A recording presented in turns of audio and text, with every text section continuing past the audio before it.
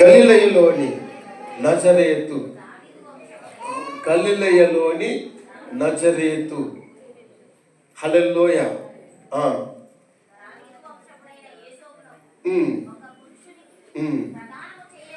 చూడండి, దావీదు వంశస్థుడైన యోసేపు, దావీదు వంశస్థుడు, దావీదు గోత్రం ఉన్నటువంటి యోసేపు అన్నమాట.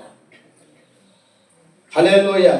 దావీదు రాజు, యోసేపు కూడా ఒకలాంటి రాజే.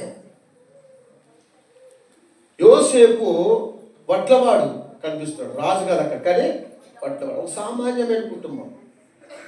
కాలాలు మారిపోయినాయి.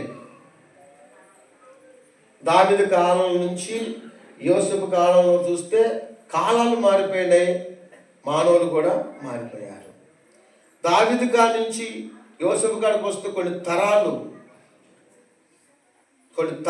తండ్రులు పాపల చేత అన్ని